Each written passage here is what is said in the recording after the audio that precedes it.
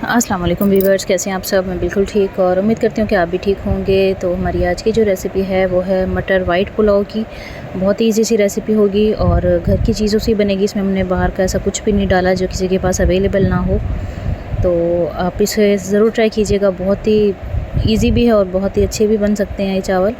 तो रेसिपी को स्टार्ट करते हैं, लेकिन उससे पहले अगर आप मेरे चैनल पे न्यू हैं और अभी तक सब्सक्राइब नहीं किया है तो जल्दी से मेरे चैनल को सब्सक्राइब कर लें। वीडियो को लाइक एंड शेयर भी किया करें और स्पेशली बेल आइकन को प्रेस किया करें। तो यहाँ पे हमारे पास हैं चावल 1 किलो हैं।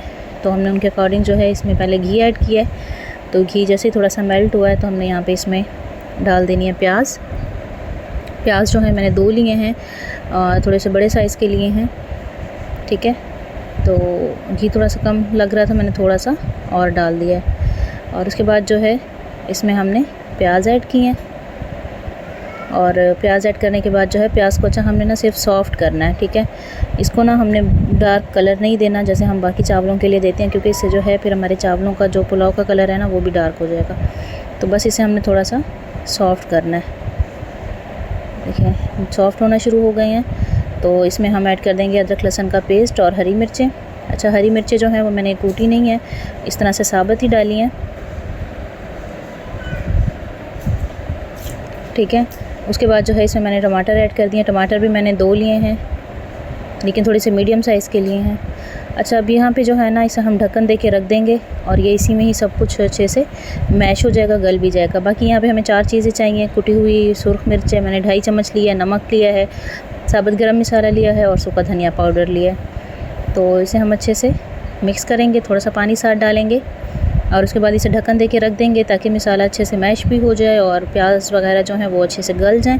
तो थोड़ी थोड़ी देर से हम इसकी मसलसल भुनाई करते रहेंगे,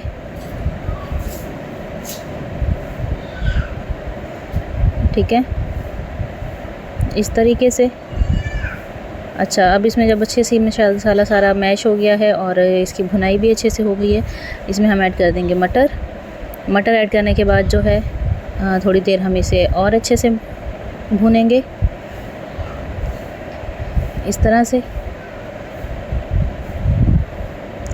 और भूनने के बाद जो है इसमें हम पानी डाल देंगे और पानी जो है इसमें वो हम चावलों के अकॉर्डिंग डालेंगे। अच्छा, चावल मैंने पहले से भिगो के नहीं रखे, लेकिन पानी जो है मैं थोड़ा सा कम डाल रही हूँ क्योंकि ये चावल जो है नए हैं इसलिए।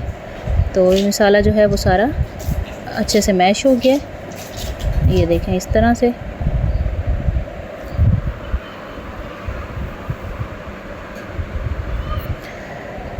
तो अभी जो है हमने इसमें पानी ऐड कर दिया है और पानी ऐड करने के बाद जो है हम इसे बॉईल होने के लिए रख देंगे। तब तक हम चावल धो लेंगे। तो बस जैसे ही पानी बॉईल होने लगा है इसमें हम चावल डाल देंगे। अच्छा, चावल डालने के बाद ना आँच हमेशा जो है वो मीडियम कर लेनी चाहिए, मीडियम आंच पे पकने देना चाहिए। आंच बहुत तेज़ भी ना हो और बिल्कुल हल्की भी ना हो। तो बस अभी जो है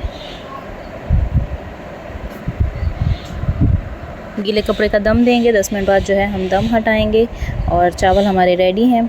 थोड़ी देर के लिए हम इन्हें थोड़ा सा खुला छोड़ेंगे ताकि नमी जो है सारी निकल जाए। उसके बाद अच्छे से इसमें हम चम्मच चला लेंगे।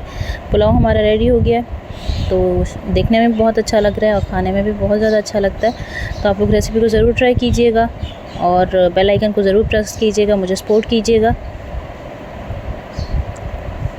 उम्मीद है मेरी वीडियो आप लोगों को अच्छी लगी होगी। इंशाल्लाह आप लोगों से मिलूँगी मैं अगली वीडियो में। तब तक के लिए अल्लाह हाफिज़।